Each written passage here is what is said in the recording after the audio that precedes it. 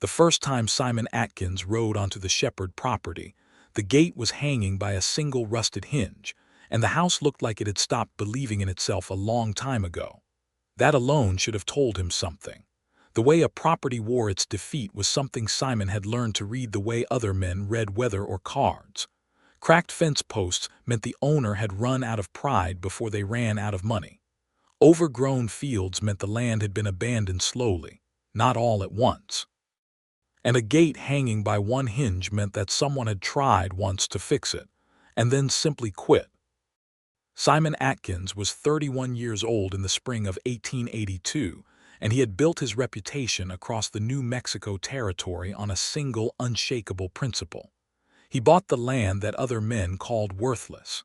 He bought the parcels with the bad wells and the rocky soil and the impossible slopes, and then he worked them until they proved the doubters wrong. He was not a romantic about it. He was methodical. He walked every inch of ground before he put money on the table, and he trusted his hands and his instincts over any banker's assessment. He had ridden out that April morning because he had heard in town that the Shepard place was going under.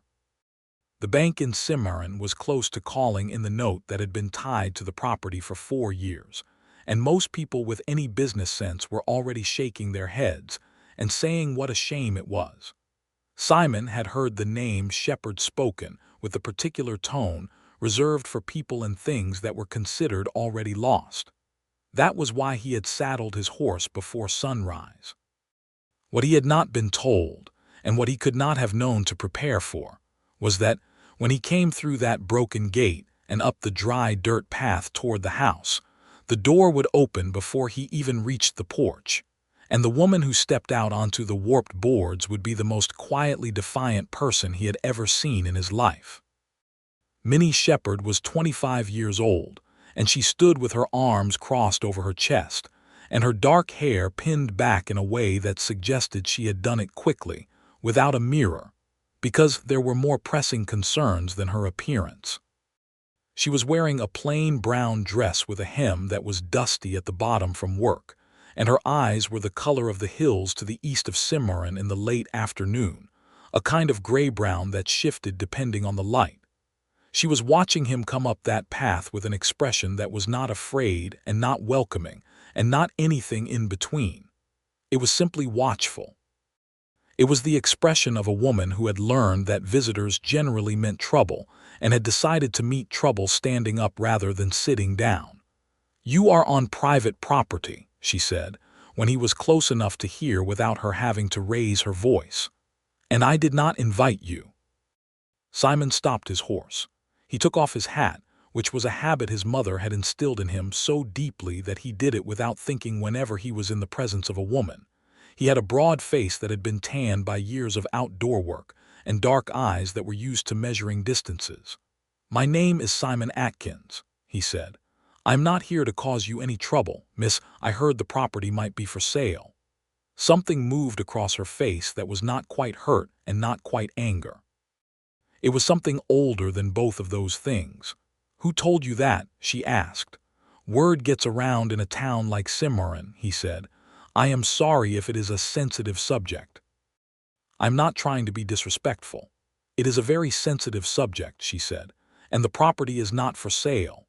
He should have put his hat back on and turned his horse around. Any other man would have. But something about the way she said it made him stay exactly where he was for a moment longer than was entirely professional. "The bank might have a different opinion," he said, and he said it gently, the way a man says something true that he wishes were not true. Her jaw tightened. She uncrossed her arms and then crossed them again as if she did not know what to do with her hands. "The bank does not own this land," she said. "Not yet, and I intend to keep it that way." "On your own?" he asked, not unkindly.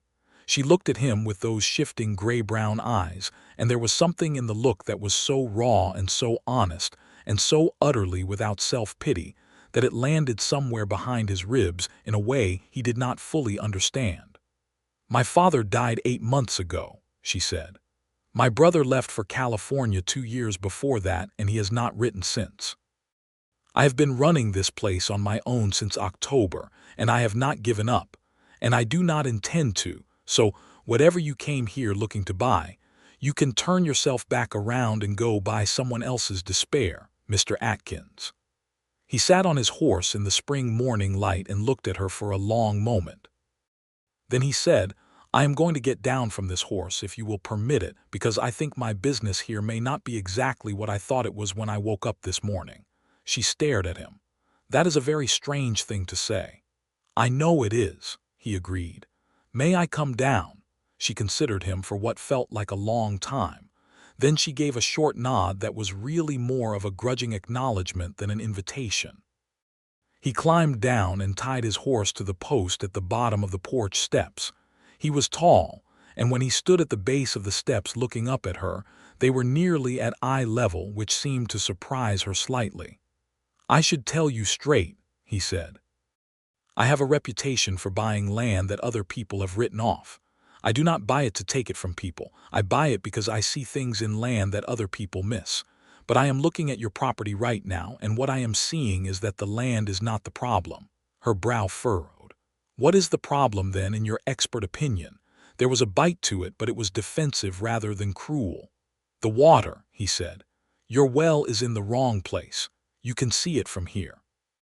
The ground slopes east from the main field, but your well is on the west side of the house. You are fighting gravity every time you try to irrigate that soil. If the well were repositioned 40 yards that direction," he pointed east, "and if you put in a proper channel from it to the field, this land would change character completely within a season." She was quiet for a moment, looking in the direction he had pointed. He watched her think. He could see it in her face, the way her expression moved from skepticism to calculation to something more fragile that she quickly suppressed. "How do you know that?" she asked finally. "I have done it on 6 other properties in this territory," he said. "All of them were called worthless before I got to them." "And you made them worth something," she said. "I helped them become what they already were," he said. She looked at him again, and this time the watchfulness had shifted into something else, something that was just beginning to consider the possibility that this particular visitor might not be categorized the same way as all the others. "I do not have money to pay for any of that," she said. "I did not come here to sell you anything," he said. She opened her mouth, then closed it. "Then what exactly did you come here for, Mr. Atkins?" He had been asking himself that question since about 30 seconds after he had arrived, and the honest answer was that he was no longer entirely sure.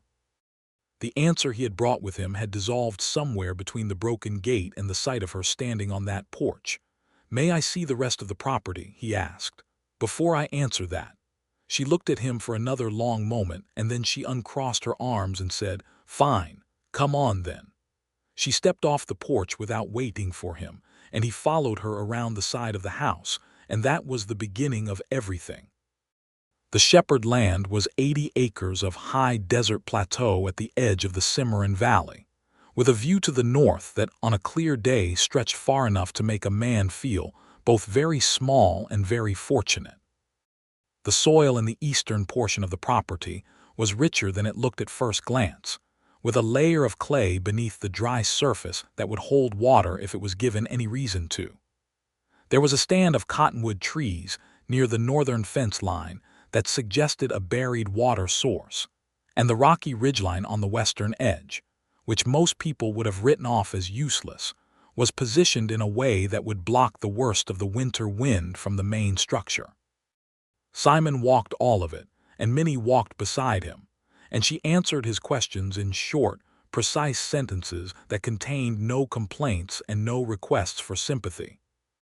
He learned that her father, Thomas Shepard, had been a decent man but not a practical one.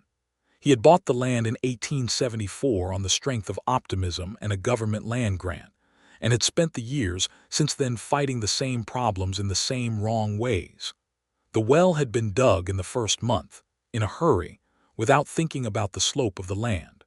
The fences had been built along the property lines without accounting for where the livestock actually needed to be managed. The house had been constructed facing west, which meant the summer sun came through the front windows every afternoon and turned the interior into something close to an oven. Thomas Shepard had not been a bad man. He had simply not been Simon Atkins, and without meaning to, as he walked the land and listened to Minnie talk about it, Simon felt the particular ache of knowing that a different set of decisions made years ago might have changed everything. "Your father loved this place," he said at one point when she paused and looked out across the eastern field with an expression he could not quite read. "Yes," she said simply, "even when it was breaking him." "And you?" he asked. She turned to look at him. "I love it the way you love something that demands everything from you and gives back just enough to keep you going," she said. He nodded slowly. He understood that exact feeling because he had felt it himself about different things, about land and about work, and about the slow, stubborn process of building something from almost nothing. But he had never heard anyone describe it quite that way before, and the honesty of it did something to him. They walked back to the house as the morning was reaching midday, and the sun was high and bright and the desert was full of its dry, clean smell, and when they reached the porch she turned to him and asked him the same question she had asked before. "So what is it that you came here for, Mr. Atkins?" He was quiet for a moment. "I came here to buy land," he said. "But I think I would rather help you keep it." She stared at him. "Why would you do that?" "Because you haven't given up," he said, "and I have never been able to walk away from something that hasn't given up." The silence between them stretched out long and warm in the afternoon heat. A red-tailed hawk circled somewhere above the cottonwood trees. Minnie Shepard looked at Simon Atkins with those gray-brown eyes, and she did not say anything for a long time, and then she said, "I would not accept charity." "I am not offering charity," he said. "I am offering labor and knowledge, and if it works, this land becomes worth what you owe on it and more, and you pay me back when you can or you don't pay me back at all because I can afford not to be paid back and you cannot afford to lose this land." She pressed her lips together. She looked away across the field. He could see her working through it, the pride against the practicality, the independence against the simple fact that she needed help. "I do not know you," she said finally. "No," he agreed. "But I can come back tomorrow with references. I can bring you names of every person in this territory who has worked with me and let them tell you whether my word means anything." She looked back at him. "That is a bold offer." "I'm a straightforward man," he said. Something shifted in her expression. It was small, but it was there, a loosening of something that had been held very tight. "Come back tomorrow," she said, "with your references." He nodded. He put his hat back on, untied his horse, and mounted. He looked down at her one more time from the saddle. "I am sorry about your father," he said. She lifted her chin slightly. "Thank you," she said, in a voice that was steady and quiet. He rode back through the broken gate and down the road toward Cimarron, and the hawk was still circling over the cottonwood trees, and he was thinking about water and soil, and the particular way she had said the word love, and he was trying very hard to be sensible about all of it. He did not succeed entirely. He came back the next morning with 3 letters and 2 men. The letters were from ranchers in the Cimarron Valley who had watched him transform damaged land into productive acreage. The 2 men were Buck Teller and a Jicarilla Apache man named Hoyle, both of whom had worked alongside Simon on his various projects, and both of whom could speak to his character and his methods with the authority of people who had seen him work at close range over a long period of time. Buck Teller was 52, with a weathered face and a white mustache that he kept very neat despite his otherwise disheveled appearance. He had worked cattle in this territory for 30 years and had met Simon through a mutual friend 5 years back, and he would say plainly, and without embellishment, that Simon Atkins was the most honest man he had encountered in the business of land, which was a business that attracted more than its share of dishonest ones. Hoyle was 40, quiet in the particular way of someone who chooses words carefully, and he had been working with Simon for 3 years on a project involving the reclamation of an old Apache grazing area that a series of dubious land transactions had left in a state of legal and practical chaos. He did not say much on the porch that morning, but what he said carried the weight of someone who did not waste his voice on things he did not mean. Minnie read the letters and listened to Buck and Hoyle with the same focused, watchful attention she had given to Simon's walk across her land the day before. She asked questions that were precise and not unkind. She asked Buck how Simon handled disagreements. She asked Hoyle what Simon did when things went wrong. The answers she received, delivered in different tones and from very different angles, added up to the same portrait. A man who was patient and determined, and who did not quit, and who did not lie. When Buck and Hoyle had ridden back toward town, she sat on the porch steps with the 3 letters in her lap and said, "All right, Mr. Atkins. What is your proposal?" He sat on the step below her, which meant she was looking slightly down at him, and he laid out the plan he had been thinking through since the previous afternoon. The new well, positioned to the east, drilled to the proper depth to reach the water he was confident was there. A channel from the well to the eastern field, lined with flat stones from the western ridge to prevent seepage. New fence posts on the northern perimeter, close to the cottonwood trees, to take advantage of the natural windbreak they provided. A coat of white lime wash on the exterior of the house to reflect the summer heat. None of it was impossible. None of it was even particularly expensive, with the right labor and the right approach. The biggest cost was time, and Minnie Shepard had time because what she did not have yet was the money the bank wanted. "The bank is expecting a payment in 60 days, she said. "The note comes due at the beginning of June." "How much?" he asked. She told him the figure. It was not enormous by the standards of the territory, but it was enormous by the standards of what she had. He was quiet for a moment. "I can cover it," he said, "as a loan, not a gift.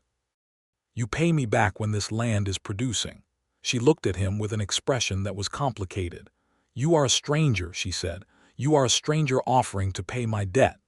"I know how that sounds," he said. "It sounds like either the most generous thing a person has ever offered me, or the beginning of something I should be very careful about," she said. "It is the first one," he said. "But you should still be careful. I am not saying be careless with trust. I am saying I am offering something real, and I have nothing to gain from deceiving you." "What do you have to gain from not deceiving me?" she asked. He looked at her for a moment. The morning light was different from the day before, coming from a slightly higher angle, and in it her eyes were more gray than brown and very clear. "I suppose I will have to let you figure that out yourself," he said. She looked at him a moment longer. Then she stood up, brushed her skirt, and said, "You can start with the well on Monday. I will have coffee ready at sunup." He stood up too and put out his hand. She looked at it, and then she shook it, and her grip was firm and direct and entirely unsentimental, and it felt more significant than most things he could remember. He started on Monday. The well took 9 days. He brought 2 men to help with the drilling, hired in Cimarron, and he worked alongside them from first light to last. And Minnie brought coffee in the morning and water through the day and a proper meal at midday. And she worked alongside them in the afternoons moving stone for the channel. She was stronger than she looked, which was saying something because she did not look particularly fragile to begin with, and she had a practical knowledge of the land from years of working it that informed the project in ways Simon found genuinely useful.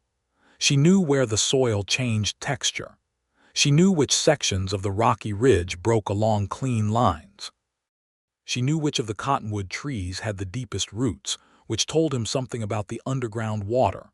On the 4th evening, when the other men had gone back to town and Simon was finishing the notes he kept on every project, she brought 2 cups of coffee out to the porch where he was sitting with his papers spread on the step, and she sat down beside him without ceremony. "You have done this many times," she said. "Brought dead land back. 6 times in this territory," he said. 3 more in Texas before I came north." "What brought you to New Mexico?" she asked. He was quiet for a moment. "I had a property in Texas," he said. "A big piece of land that I had spent 2 years working. It was the largest project I had done, and I thought it was going to be the one I kept for myself instead of selling." She looked at him. "What happened?" "The drought of '79 happened," he said. 3 years of work, and the drought took it all back in one summer."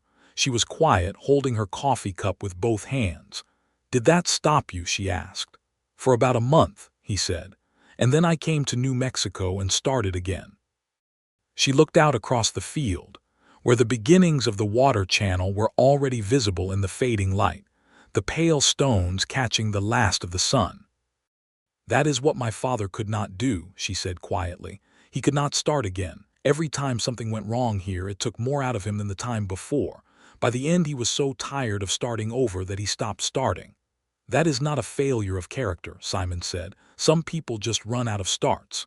She turned to look at him with an expression that was very direct and a little raw.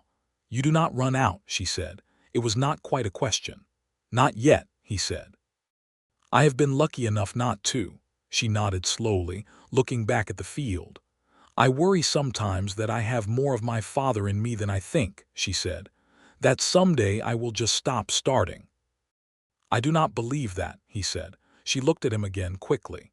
"You have known me 4 days." "Yes," he said. "And in 4 days I have not seen a single thing in you that stops." The words landed between them in the warm evening air, and she looked at him for a long moment, and then she looked away, and he could see the faint color that had come into her face, which was not entirely from the last of the sun. They sat in silence for a while, and it was the kind of silence that felt occupied rather than empty. And eventually he gathered his papers and said good night, and she said good night, and he rode back toward town in the dark with the stars enormous above him, and his chest feeling full of something he was not ready to name. The well struck water on the 7th day. He heard the moment it changed from the sound of the drilling, a hollow percussion that shifted suddenly to something heavier and more resonant, and he shouted up to the men above him, and there was a moment of held breath, and then the water came up clean and cold, from deep in the earth where it had been sitting undiscovered all along, patient as everything that is simply waiting for someone to look in the right place. Minnie came running from the house when she heard the shout, and when she reached the well and saw the water, she put her hands over her mouth and just stood there for a moment, and her eyes went very bright. She did not cry. She stood very still and let the sight of it be enough, and then she looked at Simon with an expression that was too large and too complicated to have a simple name, and she said, "You found it." "It was always there," he said. "It just needed someone looking from the right direction." She looked at him as though she was not entirely sure they were talking about the same thing. The channel took another 2 weeks after the well was finished, and by the end of April the first water was moving from the new well through the stone-lined channel to the eastern field, and the soil was drinking it in with a kind of urgency that suggested it had been thirsty for a long time. Simon stood at the top of the field and watched the water move through the channel, and Minnie stood beside him, and they were close enough that her arm was nearly touching his, and neither of them moved away. "The field will need planting," he said. "I have seeds," she said. "I have been saving them for 2 years, waiting for this." He looked at her sideways. "You knew about the water?" "No," she said. "I did not know about the water. I just kept saving the seeds because I was not ready to accept that there was no point." He held her gaze for a long moment. "Minnie Shepard," he said, using her name for the first time, and something in the way he said it made her go very still. "You are the most stubborn person I have ever met, and I mean that as the highest possible compliment." The corner of her mouth moved in something that was almost a smile, and it was the first time he had seen it come that close. "You are not exactly easygoing yourself," she said. "No," he agreed. "I am not." They planted the eastern field the first week of May. Simon and Buck Teller and 2 of Buck's hands worked alongside Minnie from before sunrise to after sunset, and it was hard, practical work without any romance in the physical act of it. But there was something in the shared labor that felt like the foundation of something larger. By the end of the first day, Minnie and Buck had developed the easy, joking back and forth of people who have decided they like each other, and Buck kept winking at Simon in a way that Simon found both perceptive and annoying. On the second evening of planting, Buck pulled Simon aside while Minnie was in the house preparing supper and said, in his flat, direct way, "You are in considerable trouble, Simon." Simon looked at him. "The planting is going fine." "I'm not talking about the planting," Buck said. Simon said nothing. Buck adjusted his hat and said, "I have known you for 5 years, and I have never seen you look at a piece of land the way you look at that woman." "She is remarkable," Simon said, which was both entirely true and entirely beside the point Buck was making. "Son," Buck said patiently, "I have seen remarkable land, and I have seen you look at it. You do not look at land the way you look at her." Simon turned and looked toward the house, where a lamp had just been lit in the kitchen window and was sending a warm yellow rectangle of light out into the blue dusk. "No," he said quietly, "I do not." Buck made a small, satisfied sound and walked away, and Simon stood there in the dusk looking at that rectangle of light for a moment before going in to supper. The bank payment came due on the 2nd of June. Simon had arranged the transfer of funds through the bank in Cimarron, and he accompanied Minnie into town to ensure there was no confusion. And while the matter was being handled at the teller's window, he stood slightly behind her left shoulder in the way of someone who is present to support but not to take over, because he had understood almost immediately that taking over was the one thing that would end whatever this was before it had a proper name. The bank clerk, a thin man named Whitfield who wore his shirt collars too tight and had the unhappy eyes of someone who had chosen the wrong profession, processed the payment with an expression that suggested he had been looking forward to a foreclosure and was disappointed to be denied one. Minnie signed the paperwork in her clean, upright handwriting without saying a word to Whitfield that was not strictly required by the transaction, and when it was done, she folded her copy of the receipt and put it in the pocket of her jacket and walked out of the bank and into the main street of Cimarron without looking back. Simon followed her outside, and she was standing on the boardwalk with her face turned up toward the sky, and the sun was bright, and the street was noisy with its usual mid-morning business, horses and wagons and the voices of the town, and she stood very still in the middle of all of it with something moving across her face that he thought was relief, but turned out to be larger than that. It was the look of a person who has been holding their breath for a very long time and has just been permitted to exhale. He stepped up beside her on the boardwalk and said nothing, because nothing needed to be said. After a moment she said, "Thank you, Simon." It was the first time she had used his given name. He felt it the way he felt the first warmth of a fire after a cold night, all at once and without preparation. "You will pay me back," he said, "when the harvest comes in and the land is producing. You know that." "I know," she said, "but thank you anyway." He nodded. They stood together on the boardwalk of Cimarron in the June sun, and then she turned to him with a directness that he had come to recognize as specific to her. "I would like to buy you lunch," she said, "at the hotel dining room, if you are agreeable." He looked at her with the particular feeling of a man who is trying to be sensible and is losing the argument with himself. "I am very agreeable," he said. The hotel dining room in Cimarron was not grand, but it was the best the town had to offer, with white tablecloths that were mostly clean and a menu that included real beef and something that was represented as apple pie.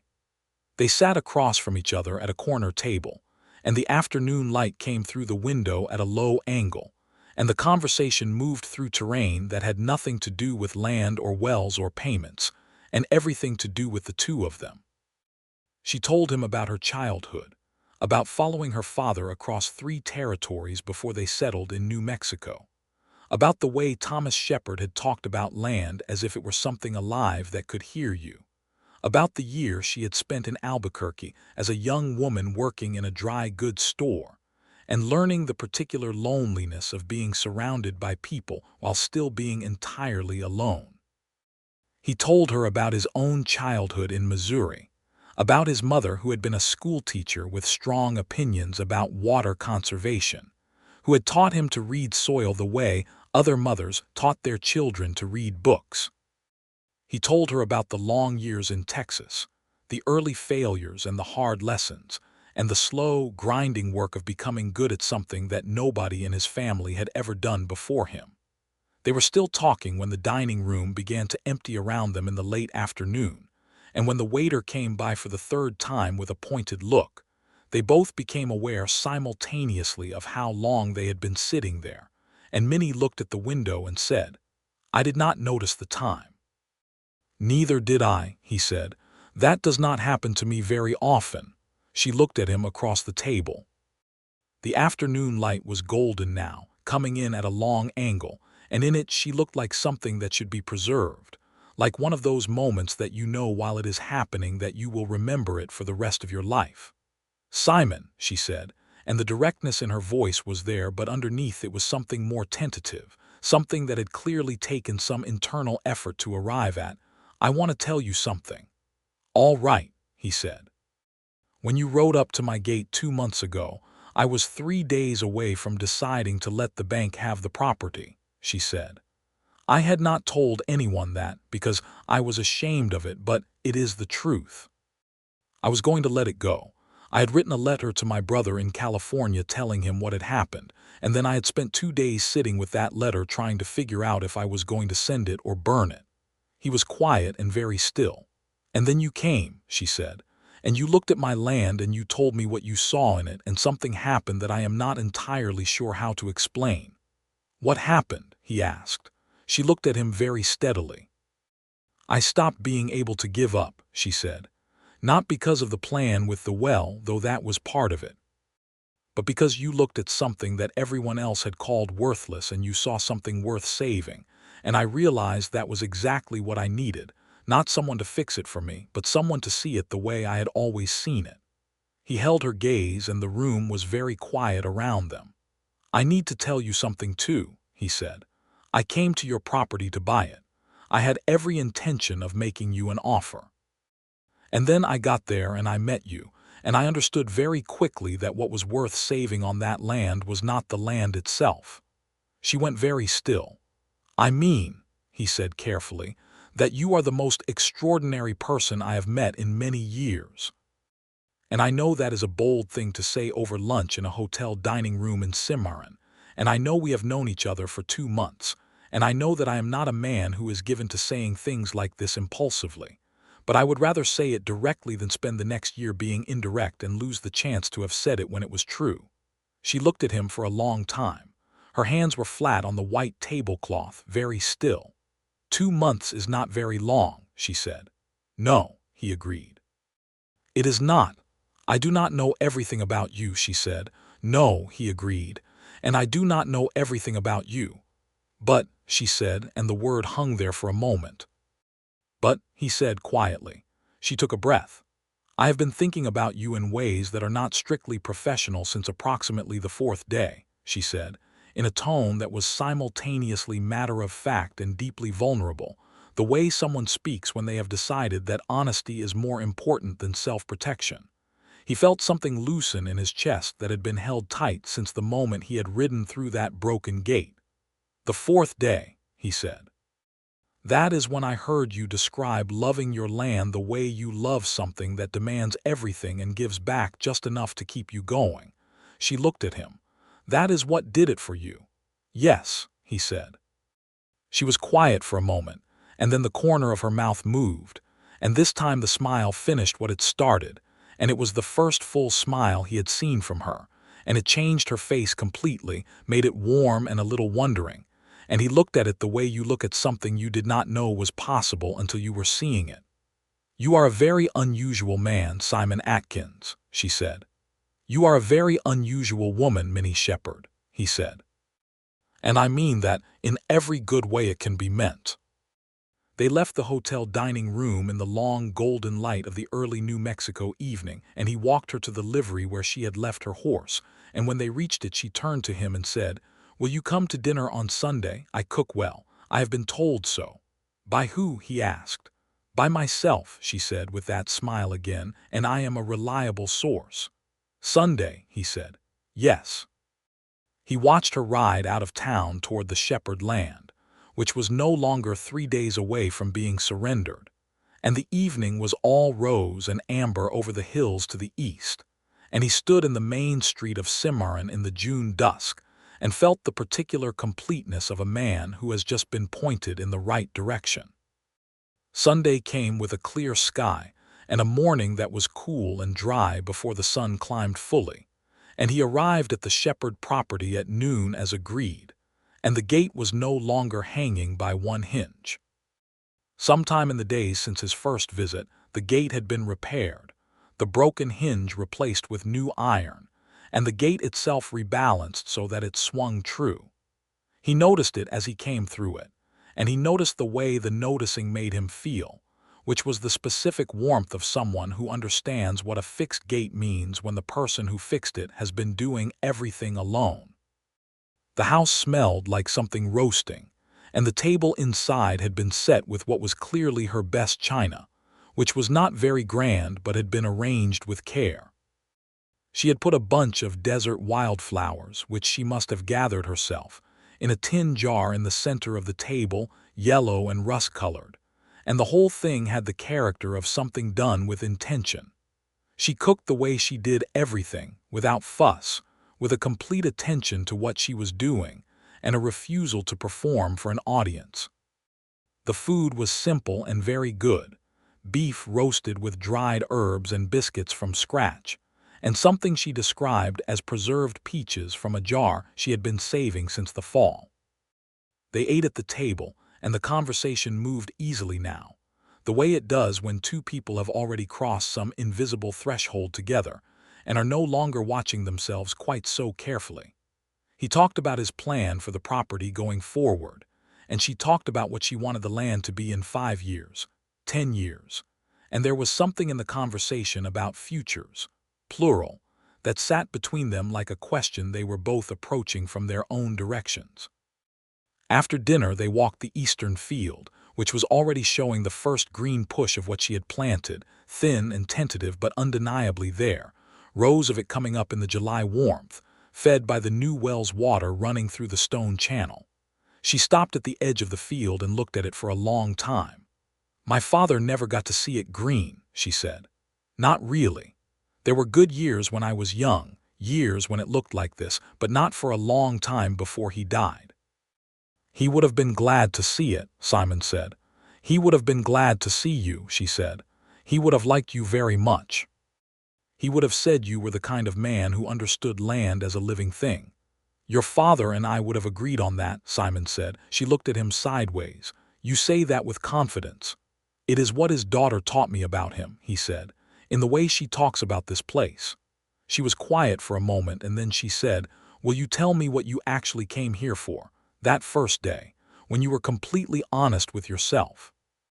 He looked at the green rows in the field, at the new well on the eastern slope, at the cottonwood trees along the northern fence catching the afternoon breeze. "I came here because I heard something that everyone else had decided was finished," he said, "and I have never been able to leave a thing alone once it has convinced me it is not finished. That is just my nature." She turned to look at him fully. "And what did you find when you got here?" He met her eyes. "I found out that the thing that was not finished was not the land," he said. She held his gaze, and the afternoon was full of warm light and the sound of the wind in the cottonwoods and the distant call of some bird over the ridge, and she stepped slightly closer to him, not dramatically, just a small movement that closed the space between them, and she said quietly, "No, it was not."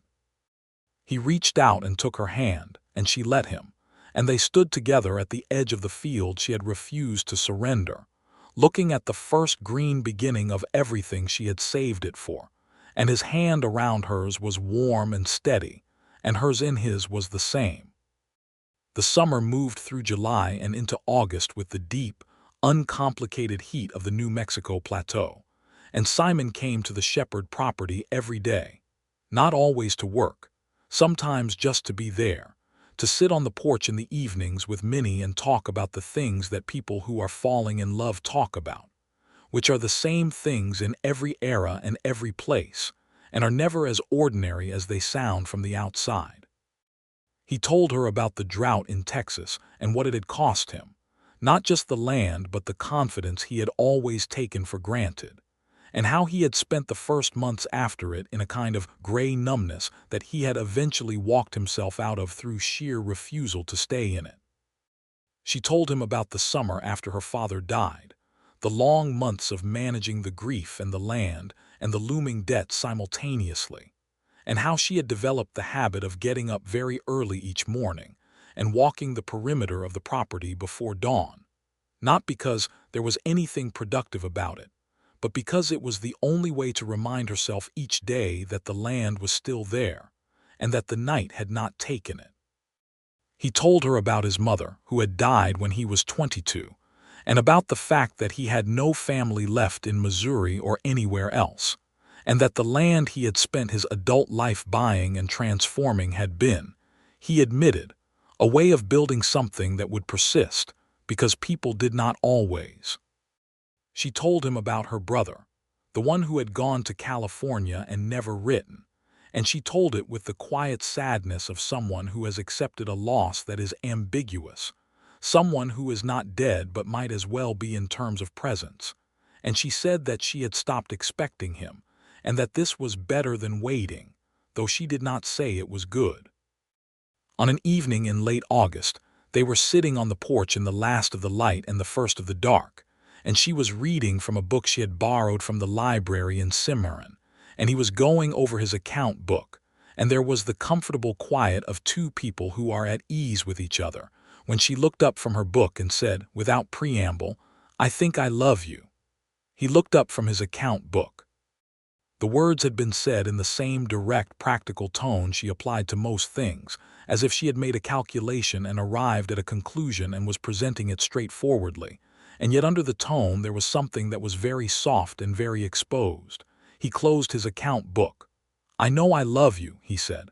"I have known it since May." She stared at him. "May, approximately the third week," he said. "Why did you not say anything?" she asked.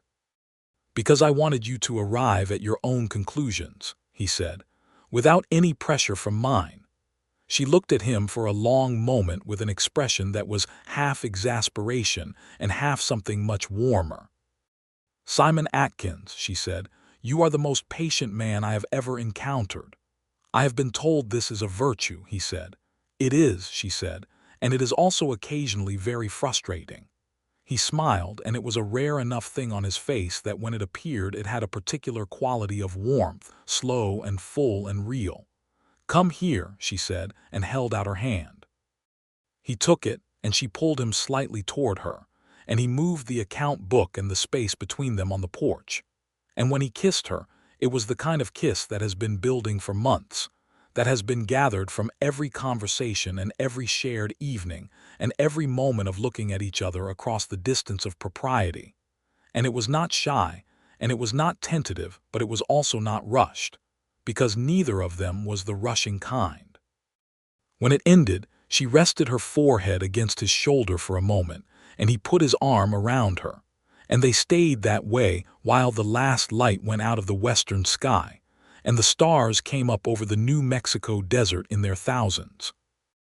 The harvest came in late September, and it was not a miracle, because miracles implied something impossible, and what had happened on the Shepard land was not impossible.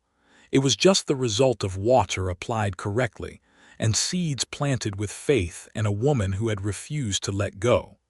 But it was remarkable. Eastern Field produced enough that when Simon brought the figures to Minnie on a Monday morning, she sat down at the kitchen table and looked at them for a long time. "This is enough," she said, "for the bank payment and more." "Yes," he said. She looked up at him. "And what I owe you." He set his coffee cup down carefully. "I have been thinking about that," he said. She narrowed her eyes slightly. "Do not tell me you are going to say you do not want to be repaid." "I was not going to say that," he said.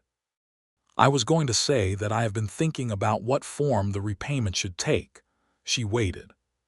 He reached into the breast pocket of his jacket and set something on the table between them. It was small, a ring, simple gold with a small dark stone that caught the morning light. "This was my mother's," he said. "She wore it for 40 years, and she made it clear before she died that it was to be given to someone I considered worth 40 more." The kitchen was very quiet. Minnie looked at the ring on the table for a long moment, and then she looked at him, and her eyes were bright in the same way they had been bright the day the well struck water, the same quality of something enormous held carefully. "Simon," she said. "I know we have known each other since April," he said.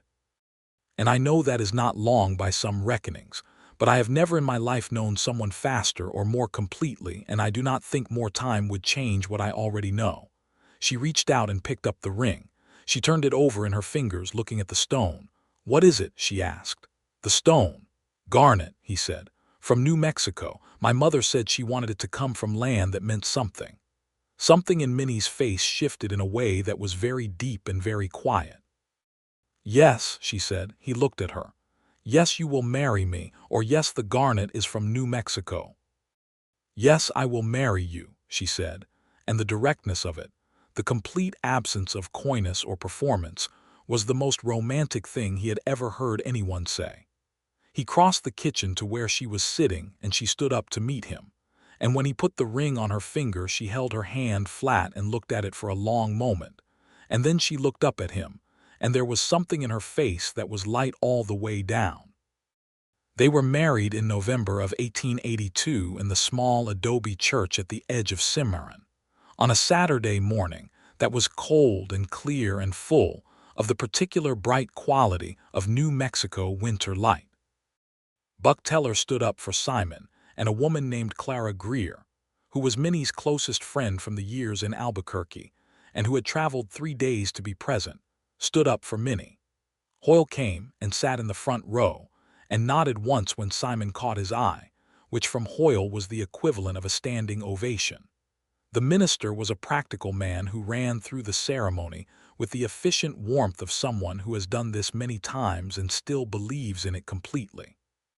When he reached the part about the vows, Simon looked at Minnie in her good dress, which was a dark blue that matched the winter sky outside the church windows, and she was looking back at him with those gray-brown eyes, and the steadiness in them was the same steadiness he had seen the very first day, standing on the porch of a house she refused to give up. He said his vows in a quiet voice that was entirely steady, because he had never in his life been more certain of anything. She said hers in a voice that was also steady, but had a warmth in it that had not been there on that first day. A warmth that had developed over the months between April and November like the green coming up in a field that had been given the right water from the right direction. They rode back to the Shepard property after the celebration, which lasted through the afternoon and involved Buck Teller attempting to play a fiddle he had brought for the occasion, and proving that his ambitions considerably outpaced his talent. Minnie laughed so hard at this that she had to sit down, and the sound of her laughing in that unguarded way was something Simon stored in a particular place inside himself and kept there. The winter was mild that year. Simon moved into the Shepard house, which they spent December improving, filling the gaps in the walls and laying new boards on the floor in the main room and putting in a proper stove that drew better than the old one. Simon applied the lime wash to the exterior of the house in the last warm days before January, and the house, which had been the color of old wood and defeat, became something brighter and more deliberate, visible from the road in the way that something occupied and alive is different from something abandoned. In January, on an evening so cold that the stars looked like they had been cut out of iron, Minnie sat at the kitchen table after supper and watched Simon going over his maps of the territory, and she said, "I have been thinking about something." He looked up from the maps. "Tell me." "There are other properties," she said, "other places like this one. Land that has been called worthless and people living on it who have run out of ways to try." He looked at her for a moment. "What are you proposing?" he asked. "I am not sure exactly," she said, "but I know this land now in a way I did not before. I know what water in the right place can do. I know what it means when someone looks at something that everyone else has given up on and sees what it could be instead of what it is." She paused. "I think we could do it together. Not as a business necessarily, though it could be that, as something else." He was very still, looking at her across the kitchen table in the lamplight, with the map spread between them and the cold outside the walls and the stove going warm behind her. "You want to do what I do," he said. "I want to do what we do," she said. "If that is something you would consider." He said nothing for a moment, and then he got up and came around the table and pulled the other chair next to hers and sat down and spread the maps between them and said, "Show me where."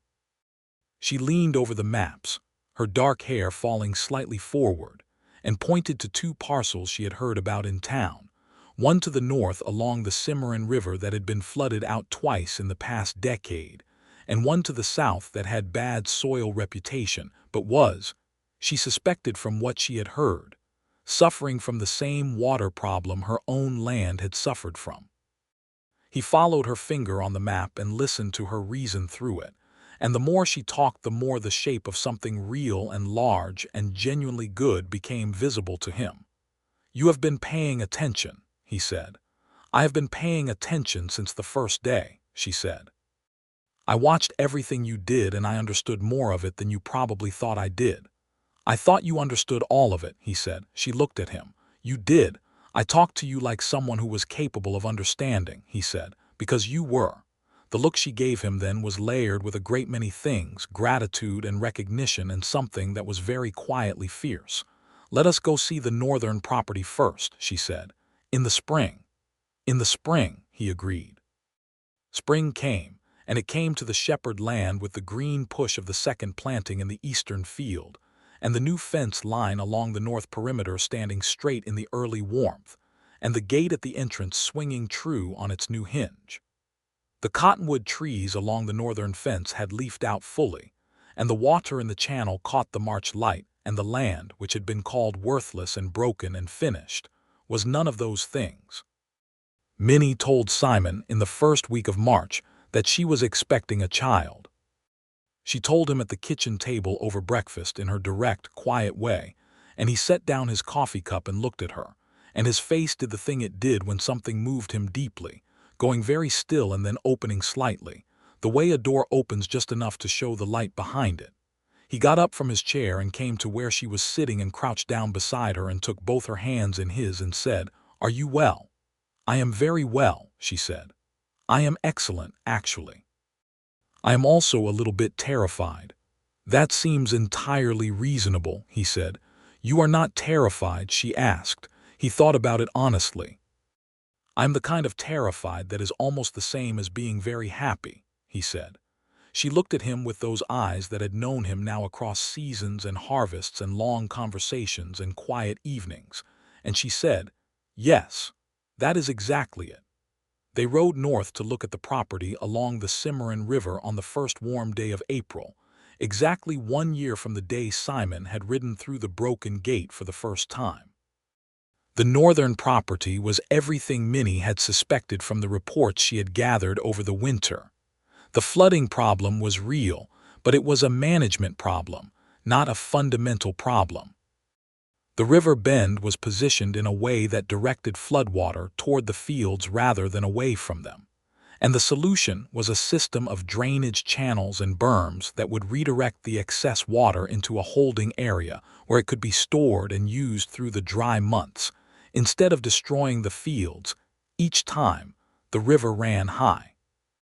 The owner of the property was a man named Ezra Foote, who was 60, and had the worn, dignified look of someone who had worked hard all his life, and was now being told by his body that it was over.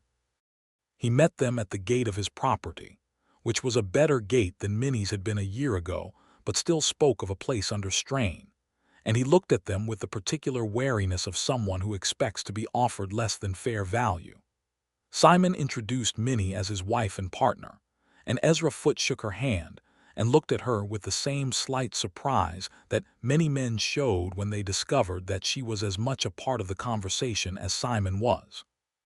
She had come to find this mildly amusing rather than irritating, because she had decided that the best response to being underestimated was simply to speak clearly and let the clarity do the work. She and Simon spent 2 hours walking Ezra Foote's land, and then they sat with him in his house, and Minnie drew the drainage plan on a piece of paper from memory, quickly and without hesitation, and laid it on the table between them. Ezra looked at the drawing for a long time. He looked at Minnie. He looked at Simon. "You both work on this?" he asked. "We both work on everything," Simon said. Ezra Foote was quiet for another moment, and then he said, "My wife would have liked you both." In the past tense that meant she was gone, and the three of them sat with that for a moment. They helped Ezra foot with his drainage system over the spring and into summer, bringing the same combination of labor and observation and practical intelligence that they had applied to the Shepard land. And by the time June arrived, the northern property had already shown the first signs of responding, the fields draining properly after the May rains instead of flooding, the soil beginning to stabilize.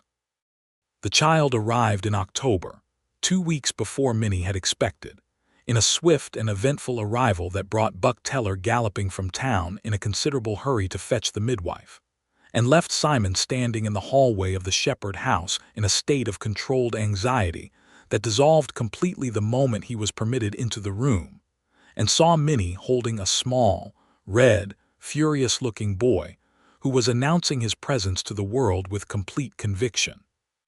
Simon sat on the edge of the bed and looked at the two of them, and he thought of April mornings and broken gates and a woman on a porch who had not given an inch, and he felt the full weight and rightness of where he had arrived. "He is extraordinary," he said.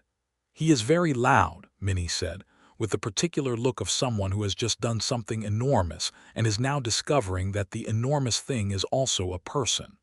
"What should we call him?" Simon asked. She looked at the baby, who had quieted slightly and was now appearing to consider his surroundings with a focused expression. "Thomas," she said, "for my father." Simon looked at her. "Thomas," he said. "Yes." Thomas Simon Atkins was christened on a Sunday in late October in the same small church in Cimarron, where his parents had been married, and Buck Teller stood up for him as godfather with a gravity that suggested he was taking the responsibility very seriously. And Clara Greer, who had made the trip again from Albuquerque, stood as godmother with an expression of complete delight. Hoyle came and sat in the front row again, and this time when Simon caught his eye, there was something in Hoyle's face that was close to a smile, which from Hoyle was the equivalent of a celebration. The years that followed were full and good and not without difficulty, because nothing real is without difficulty, but the difficulty of the good kind, the kind that comes from building and growing rather than from losing and failing. In the spring of 1884, Simon and Minnie took on their third project, a property to the south of Cimarron that had exactly the water problem Minnie had suspected, and the owner was a young woman named Ruth Carr, who had been widowed the previous year and was holding on to the land with the same grim determination Minnie had once held to hers. Minnie spent several evenings with Ruth in the particular way of someone who has been exactly where another person is standing and knows how to speak to it without condescension, and Ruth's property, within a year of the first work being done on it, was producing enough that she was able to begin thinking about the future in terms of what was possible rather than what was merely survivable. Minnie was practical about the inequities of the time. She knew that the territory was full of people who had been denied the chance to work land on fair terms.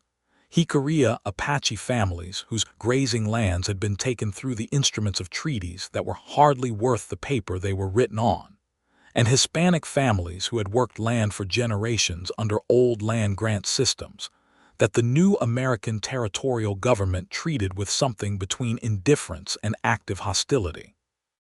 She and Simon talked about these things plainly, because they were the fabric of the world they were operating in, and they made it a practice in their work to deal with everyone who came to them on equal terms, regardless of what the surrounding culture thought appropriate. Hoyle worked with them on 2 projects in the following years, bringing knowledge of the water systems and soil conditions in the northern part of the territory that no survey or map could have provided, and the arrangement was built on the same foundation as everything else Simon and Minnie built: respect and honest dealing, and a refusal to pretend that the difficulties of the world were not real. In the winter of 1885, a letter arrived from California. It was from Minnie's brother, whose name was Daniel, and it was 3 years late and written in the tentative handwriting of someone who is not sure they deserve the letter they are sending. He had heard about their father's death from an old acquaintance, he wrote, and was sorry he had not written sooner, and he understood if Minnie did not want to hear from him. But he wanted her to know he was alive and well and working in Sacramento, and that he thought about the family land sometimes. Minnie read the letter at the kitchen table while Thomas, who was 3 and showing every sign of having his mother's stubbornness and his father's patience in equal measure, played on the floor with a set of wooden blocks Simon had made him. She put the letter down. Simon watched her face from across the table. "It is from Daniel," she said. He waited. She was quiet for a long time, and Thomas knocked over his tower of blocks and laughed, and the sound filled the kitchen. "I am going to write back," she said finally. "I am not going to write what would be easiest to write. I am going to write what is true." "What is true?" Simon asked. "That I am glad he is alive," she said. "And that I needed him and he was not there, and that the land survived anyway because some other person thought it was worth something, and that I hope he is well, and that if he wants to come and see what has become of this place, he is welcome too." "That is a large and honest letter," Simon said. "It is the only kind I know how to write," she said. She wrote it that evening, at the kitchen table with the lamp burning and Simon reading beside her and Thomas asleep in his room, and she folded it and sealed it with the practical care she applied to everything, and it went out on the morning stage to California.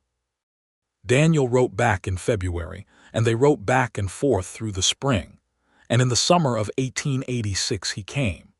He arrived on the stage from Albuquerque on a Thursday afternoon, and Minnie met him at the stage office in Cimarron, and Simon stood slightly back in the way he always did when something was not his to occupy fully. Daniel Shepard was 30 and thin, and had their father's eyes and their mother's mouth, and the particular expression of someone who is not entirely sure they deserve the welcome they are hoping to receive. He stepped down from the stage and looked at Minnie, and they stood facing each other on the boardwalk of Cimarron, with 3 years of silence between them. Then Minnie stepped forward and hugged him, which was practical and complete and without ceremony, the way Minnie did everything, and Daniel's shoulders dropped and he held on for a long moment. When they pulled apart, his eyes were wet and hers were bright. "You should see the land," she said. He came out to the property that afternoon and walked the eastern field and saw the well and the stone channel and the fence line along the north perimeter, and he was quiet for a long time. "Father would not believe this," he said. "He would have," Minnie said. "He always believed in it, he just did not believe in himself quite enough." Daniel looked at Simon. "You did this," he said. "Did this," Simon said. "Your sister understood this land better than anyone. She just needed the water to be in the right place." Daniel stayed for 2 weeks. He was good with Thomas, and he helped with the work on a new fence section they were putting in on the eastern perimeter. And on the last evening of his visit, he sat with Simon on the porch after Minnie had put Thomas to bed and said, in the quiet way of a man who has been thinking about something for a long time, "Thank you for saving it." Simon was quiet for a moment. "I want to be exact about this," he said, "because I think it matters. I did not save it. Your sister saved it.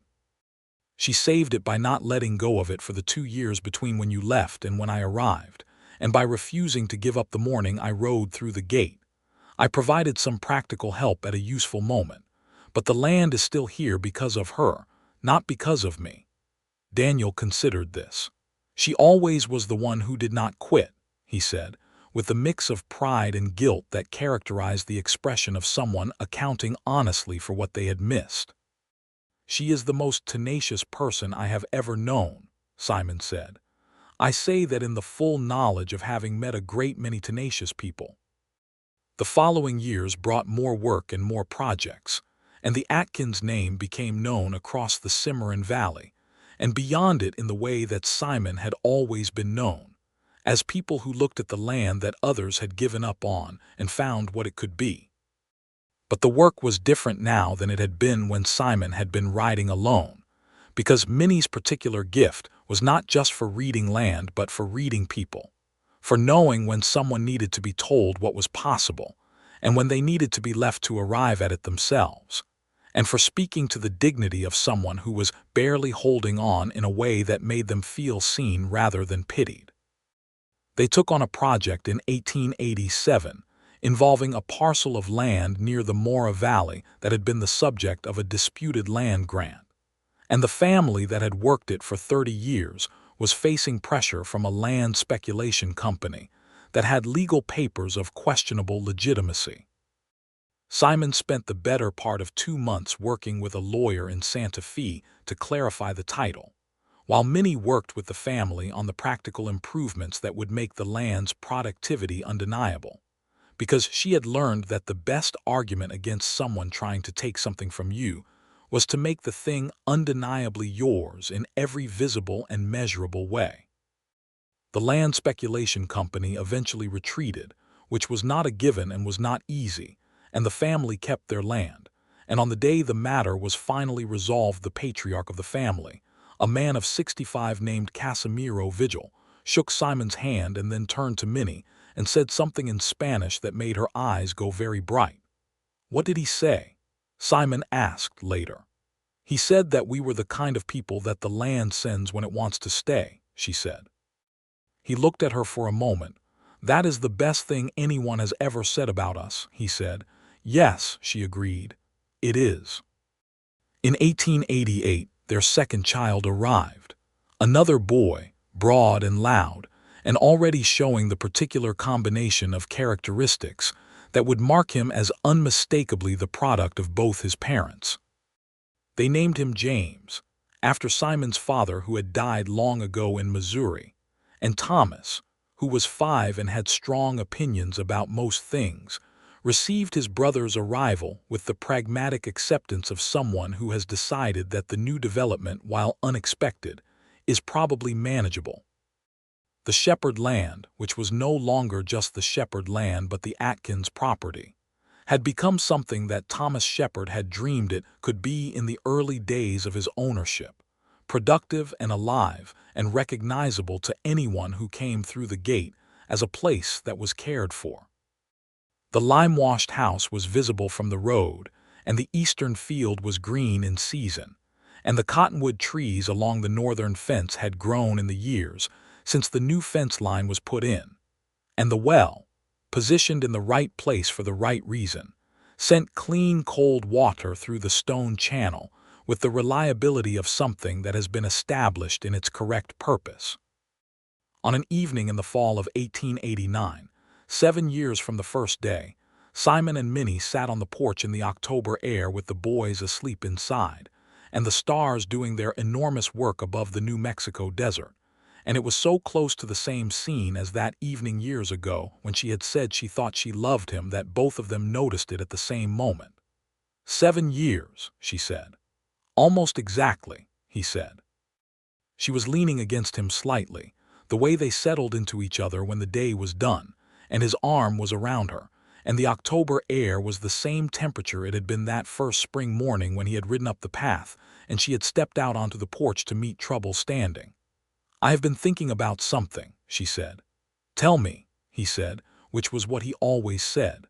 "Thomas is old enough now to start learning the practical side of what we do," she said. "He already asks the right questions. Have you noticed?" "I have noticed," Simon said. "He asked me last week why the channel is made of flat stone instead of round stone," she said. Simon smiled. "What did you tell him?" "I told him because flat stone fits together without gaps and the water does not seep out underneath," she said. "And he said, but could you also line it with clay? And I told him yes, and he said that is what I would do." "He is going to be excellent at this," Simon said. "He is 5 years old and he is already improving the channel design," Minnie said. "He is absolutely going to be excellent at this." They sat in the October dark and the land was quiet around them, and somewhere to the north along the fence line, the cottonwood trees were moving in the wind that came down from the mountains, a sound like low, steady water, patient and persistent. "I want to tell you something," Simon said. She tilted her head slightly, listening. "I have been thinking about that first day for a long time," he said. "About what would have happened if I had turned around when you told me to, if I had taken the gate swinging by one hinge as the answer and gone back to town." "What would have happened?" she asked. "You would have figured it out," he said. "I believe that. You would have found another way." She was quiet for a moment. "I am not sure I would have," she said honestly. "Not that particular spring. I was very close to finished." "You were never close to finished," he said. "That is the one thing I know for certain."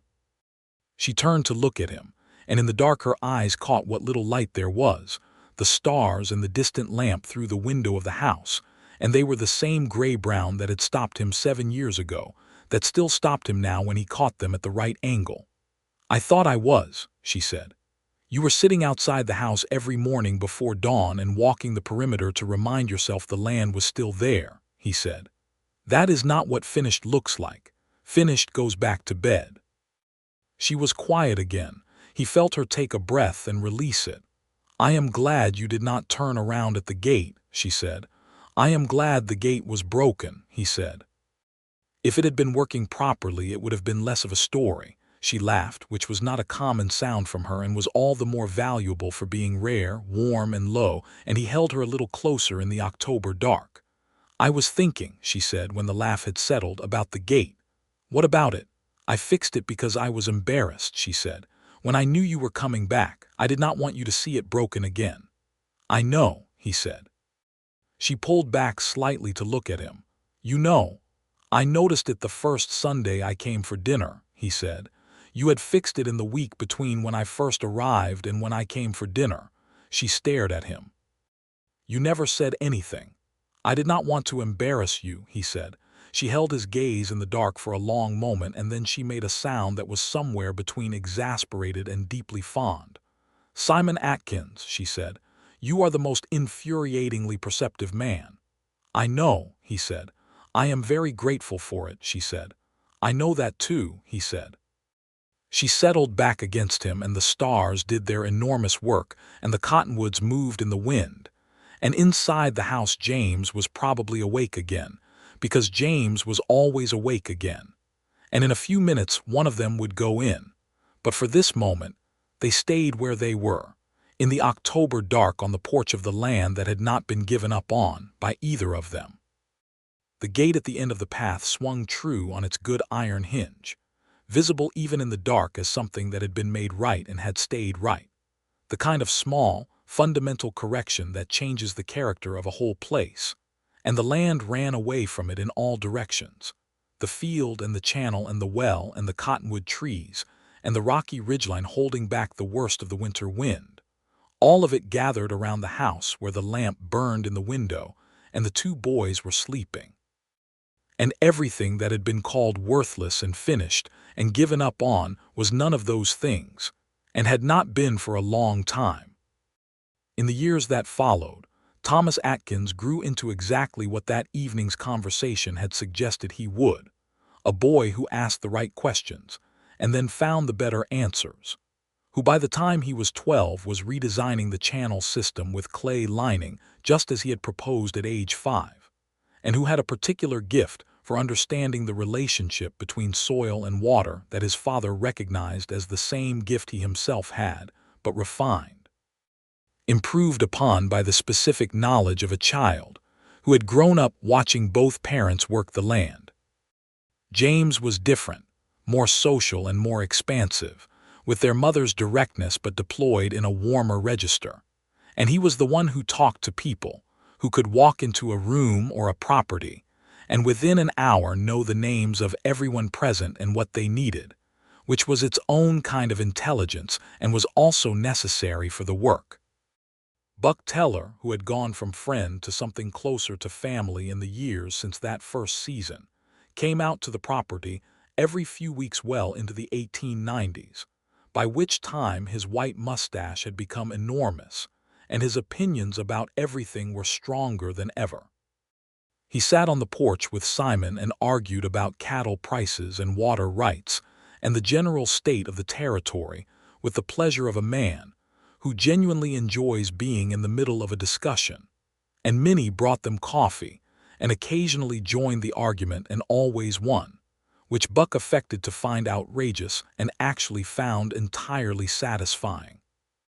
Hoyle continued to work with them on and off through the years, And on the day the Atkins family helped resolve the matter of a Hickorea family's right to water access from a creek that a new ranching operation was attempting to monopolize. It was Hoyle who knew which territorial officials to approach and how to approach them. And the outcome, while it took 18 months to fully resolve, was ultimately what it needed to be, which was right. It was not always possible to make things right in the territory in those years, but it was possible more often than people who had given up trying believed.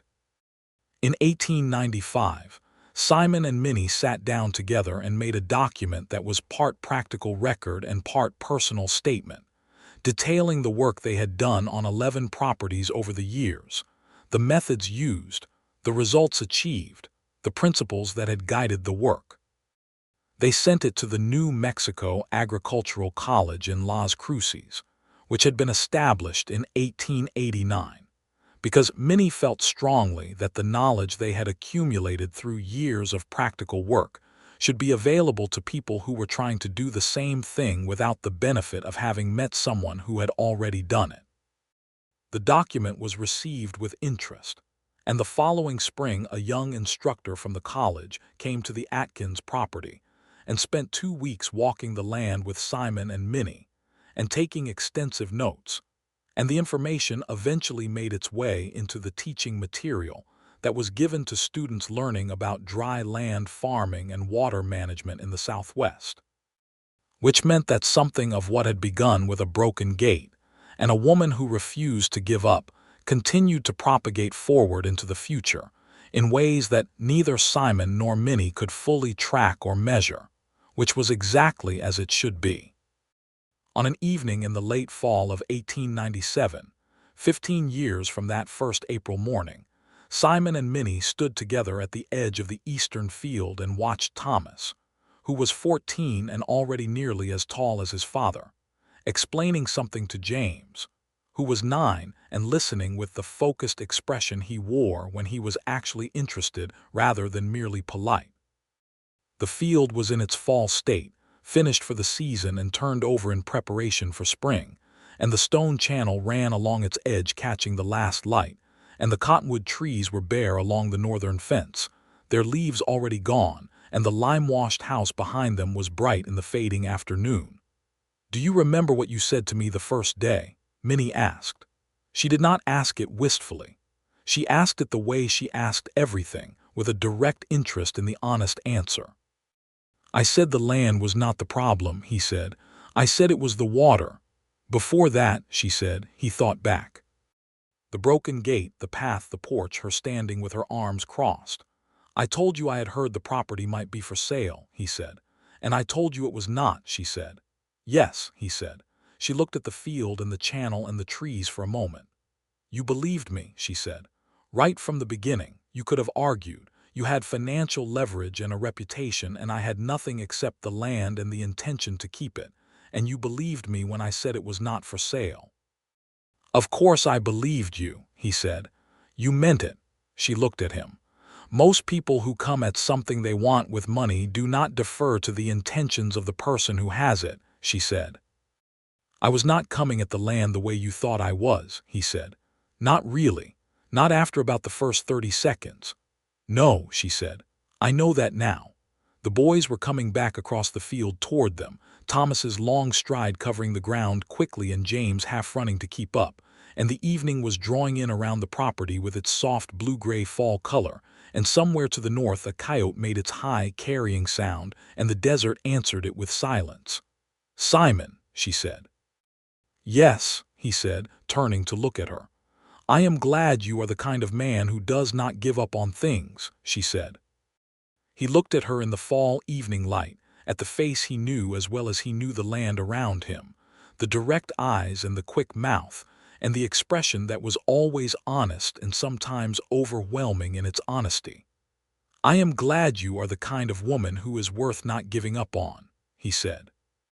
The boys reached them, and Thomas immediately began telling his father about a problem he had identified in the northeast corner of the field where the channel curved, and James launched into a story about a hawk he had seen over the cottonwood trees that afternoon, and Simon listened to Thomas's analysis, and Minnie listened to James's hawk, and the evening fell around them all, and the lamp in the kitchen window came on, sending its warm rectangle of light out into the dusk. The gate at the end of the path was still standing true, 15 years after the day it had been fixed, the hinge solid and the balance right, and through it the road ran down towards Cimarron and beyond it to the whole great length of the New Mexico territory, full of difficult land and stubborn people, and water in the wrong places, and the possibility, always the possibility, that someone would come along who knew where to look.